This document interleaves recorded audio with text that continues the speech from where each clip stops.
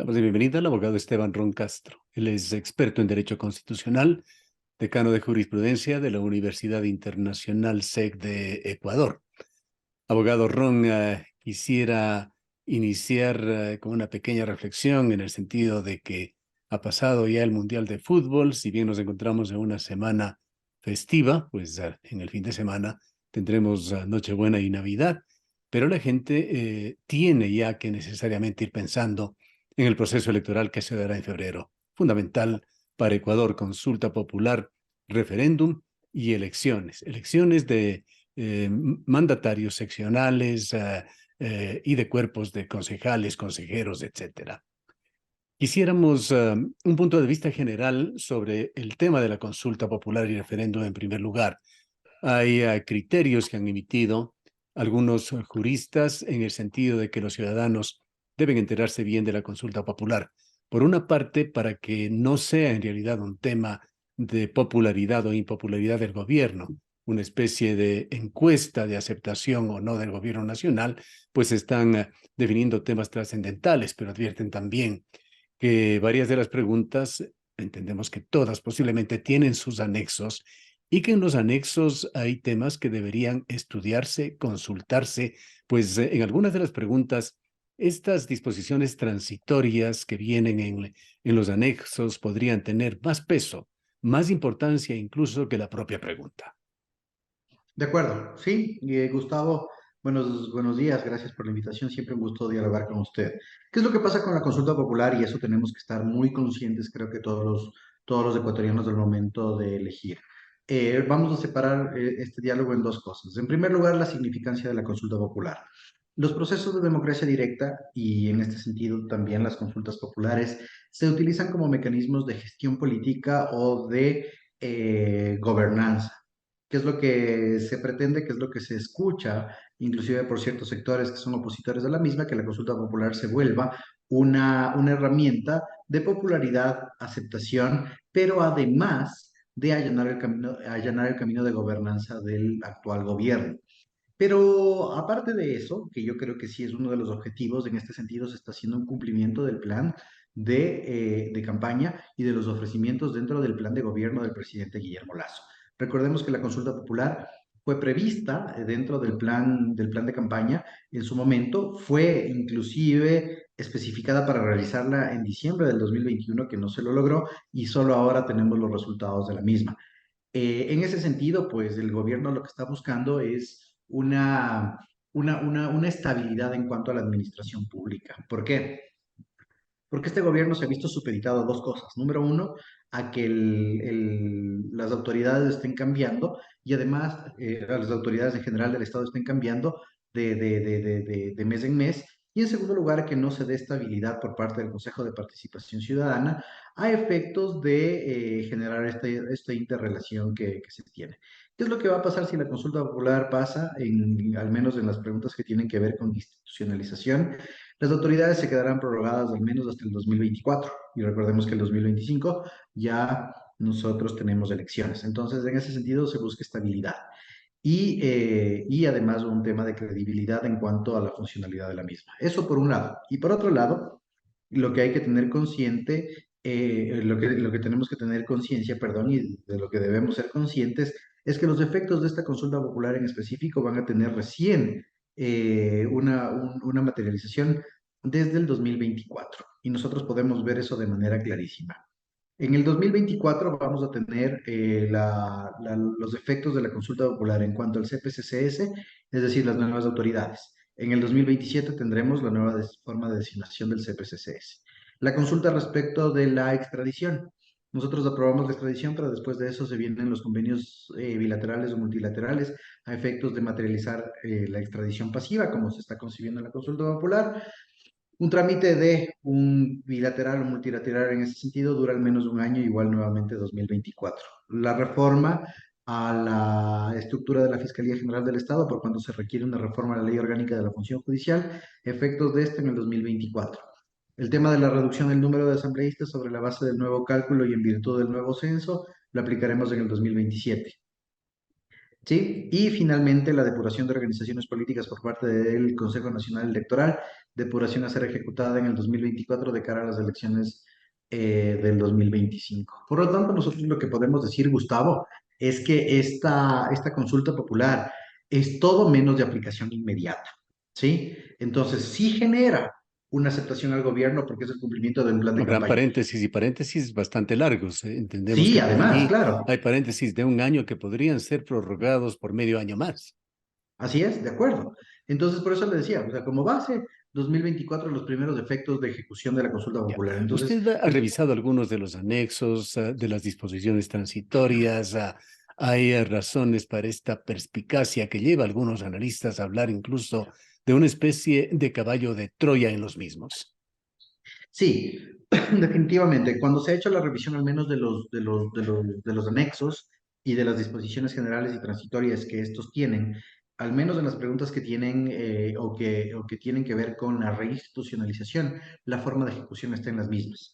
No tanto como el caballo de Troya, sino como la forma en la cual estas se van a materializar. Ahí está el quid del asunto, ¿sí? CPCCS, cómo se va a ejecutar, cómo se prorrogan las autoridades y desde cuándo vamos a seleccionar a las nuevas autoridades con el nuevo esquema legislativo, está en los anexos. Cuando en el tema de la Fiscalía General del Estado, cómo se va a hacer la reestructura y cuánto tiempo tiene el gobierno para presentar el proyecto de ley, está también en los anexos.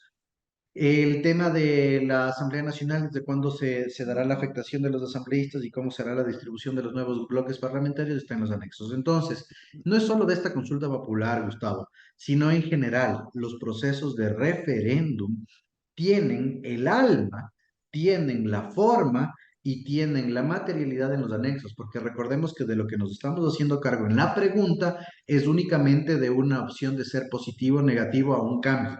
Y el cambio, como es estructural, como es institucional, como es en este caso inclusive de carácter constitucional, todo está en los anexos. Y los efectos jurídicos, políticos, sociales y económicos están también en los mismos. Por lo tanto, la trascendental importancia es de los anexos en cualquier proceso de referéndum. Si este fuera un proceso de consulta popular abierta, como el que se pretendía hacer con las tres preguntas que no se dio paso por parte de la Corte Constitucional, estas no tienen anexos, solo tienen una motivación y una explicación. Pero en los procesos de referéndum sí hay efectivamente mucho que decir en los anexos. Ahora, abogado Ron, ¿cómo para un ciudadano común y corriente se puede hablar o se puede llegar al punto de un voto consciente? Hay dificultades para conseguir incluso el material que describe la consulta popular. Allí está el decreto 607, mediante el cual se llama a consulta popular y referéndum por parte del presidente con 47 páginas. Y a esto hay que sumar los centenares, posiblemente miles de páginas que hacen los otros anexos. ¿A quién le tocaría o a quiénes les tocaría digerir esta información, trasladarla de la mejor manera a la población para un voto consciente? A ver, yo creo que el gobierno, en este caso, por ser quien propugna la consulta popular, es el que tiene que realizar, ¿sí? De hecho, Pero el el gobierno es gobierno, parte. sí, pero vamos a eso, justo. De hecho, el gobierno, en el proceso de asimilación de la consulta popular, debió ya realizar un proceso de sociabilización, ¿sí? En el cual se explicaban las preguntas, y las preguntas tienen que ser explicadas básicamente en tres aspectos. Número uno, ¿qué es lo que se va a preguntar? ¿Sí? Número dos, ¿cómo voy a llegar a los resultados de eso? Y número tres, ¿cuándo voy a ver los resultados de eso? ¿Sí? Entonces el gobierno lo que hizo es una campaña efectivamente de sociabilización de las preguntas conforme se iban a presentar en la consulta popular. Ahora, hay un paso intermedio que es desde que se tiene el decreto hasta que efectivamente la consulta popular es realizada, es decir, hasta el 5 de febrero y hemos visto que los voceros, como en este caso la doctora Sichel, ha salido a explicar cuáles son los efectos de las preguntas. Hasta ahí. Pero después de eso ya viene la campaña. ¿Sí? Y recordemos que los procesos de consulta popular tienen una campaña como tal, a la cual se pueden adherir organizaciones de la sociedad civil y obviamente en este caso el propio gobierno, ¿sí? Como representante del Ejecutivo, puede adherirse a todas o varias preguntas en una de las dos opciones. Entonces, en el proceso de campaña es solo campaña electoral, es captación de votos, pero mientras tanto, el gobierno sí tiene plenas capacidades de ir explicando, como les decía, sobre la base de estos tres puntos al menos, cuál es la significación de la consulta popular. Creo que el gobierno se ha quedado ahí un poquito porque de hecho, la consulta popular, Gustavo, tiene gran aceptación en este momento, ¿sí? Inclusive con las preguntas técnicas, como son las de los recursos hídricos, que son las más difíciles de comprender y que son las más técnicas dentro del tema de la consulta popular. La consulta en este momento tiene gran aceptación, entonces yo creo que el gobierno no debería dejar la oportunidad de explicar la significación de estas y decir, claro, ahí viene un tema de conveniencia política o no, y decir si los resultados que se esperan de la misma, que tendrán efectos a partir del 2024 recién, van a generar realmente una situación de gobernanza. Claro, allí el tema es que el gobierno no es precisamente un actor independiente, tiene un propósito sin calificarlo al propósito, si es bueno o malo o qué es lo que persigue en el fondo, pero el gobierno no ha mostrado una línea, diríamos, que equilibrada en varios temas.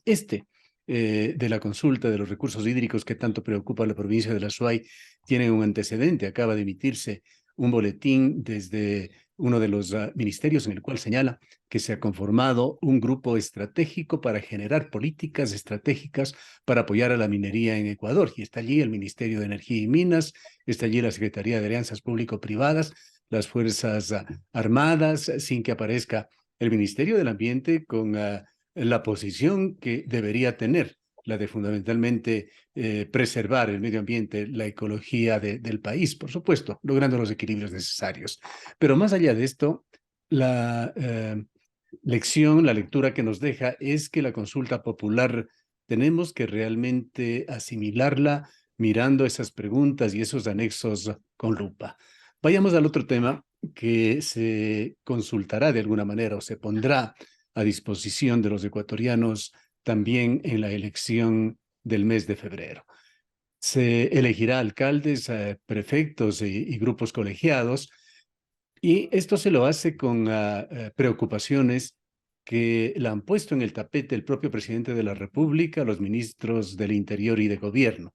La posibilidad de infiltración de mafias y narcodelincuencia en la política ecuatoriana. A ver, ¿qué es lo que ha pasado? Esto sí responde a un tema de declaraciones del embajador Fitzpatrick, ¿sí? Y realmente lo que hizo el embajador Fitzpatrick en esta conferencia sobre prevención de corrupción en la universidad, en una de las universidades de posgrado de Quito, realmente es un tirón de orejas, creo que a la administración de la Administración de Justicia. Nosotros hemos visto con preocupación dos problemas en general en este momento dentro de la Administración de Justicia. En primer lugar, una inserción prácticamente de una narcocontracultura, ¿sí? De la narcocontracultura nosotros estamos teniendo en todos los estratos, no solo en la Administración de Justicia, sino también en lo social, pero está tocando ya estas redes a la Administración de Justicia, jueces amenazados, fiscales amenazados, y que realmente no se puede responder de una manera adecuada a estas situaciones. Y en segundo lugar, estamos viendo que sobre la base de estas situaciones se están abusando de los recursos que están presentando los abogados al momento de defender a este tipo de personas inmiscuidas en estas redes delincuenciales. Entonces, ese es el primer jalón de orejas, porque si bien vemos la problemática, Gustavo, nosotros no vemos realmente lo que está pasando, ¿sí? Se especula mucho, pero se requiere ya de investigaciones materializadas para ver si es que efectivamente esta contracultura ya está tocando a la Administración de Justicia. Y el segundo fenómeno que nosotros tenemos, que yo creo que también habla el embajador Fitzpatrick, es el Consejo Nacional de la Judicatura. El Consejo Nacional de la Judicatura en ese pleno realmente lo que ha servido o lo que ha hecho es un reparto interno de cuáles son las atribuciones y funciones de esta institución.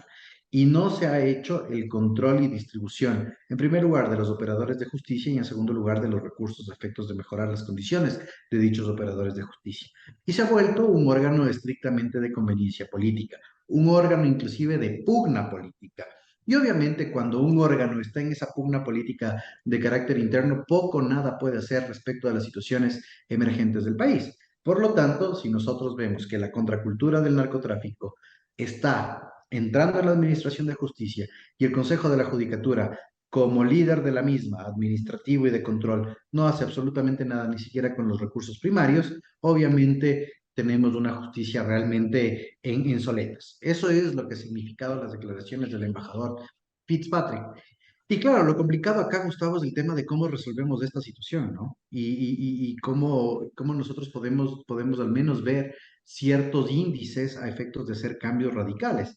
Entonces, bueno, vemos que el Consejo Nacional de la Judicatura va zanjando sus diferencias. La Corte Nacional de Justicia también ha zanjado sus diferencias en cuanto a la designación de sus miembros y esperemos que con la nueva terna y quien sea que llegue al Consejo Nacional de la Judicatura y al fin pongan en orden a esa institución que lamentablemente sigue siendo una de las peores instituciones en cuanto a credibilidad del país. Sorprende que la Asamblea Nacional, la Administración de Justicia, las organizaciones políticas sean las instituciones que menos credibilidad tienen dentro del esquema nacional. Entonces, eso por un lado, y en el tema de la contracultura, pues también vemos que es un allanamiento a la consulta popular. Más o bien se está cruzando con la consulta popular en lo que tiene que ver con la extradición. ¿Sí? Nosotros estamos votando este 5 de febrero sobre una extradición pasiva que puede llevar a cabo el Ecuador.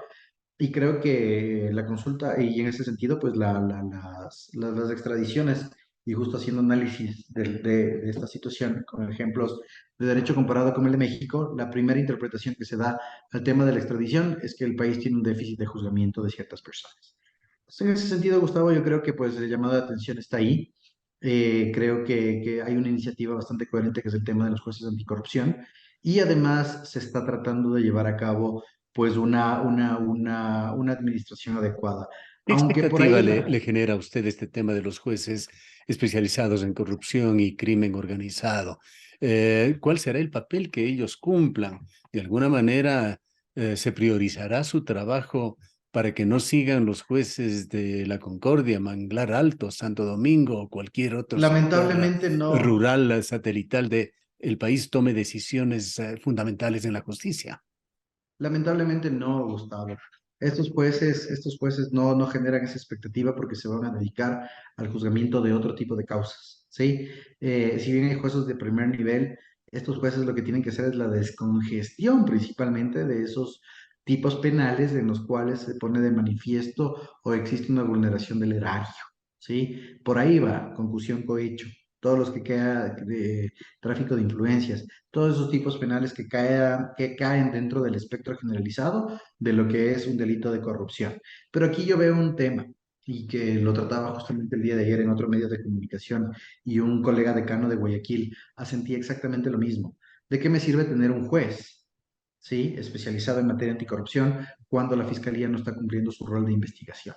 Recordemos que la cadena y la sinergia para la prevención del delito es que la fiscalía realice su investigación y que después de la investigación se pasa a la etapa de juzgamiento dentro de este juez. Pero si la fiscalía no tiene los suficientes agentes fiscales o agentes fiscales especializados en la materia, de nada me sirve tener jueces porque las causas no van a llegar. Así que yo creo que el cambio estructural en ese sentido también nuevamente colinda con la consulta popular, con este nuevo esquema que tendría la Fiscalía General del Estado a efectos de elevar sus niveles de independencia interna y externa y suplir ese déficit de fiscales. Y una cosa que es súper importante, ya tengo jueces especializados, especialicemos a fiscales también, Gustavo. Un tema final, abogado Ron.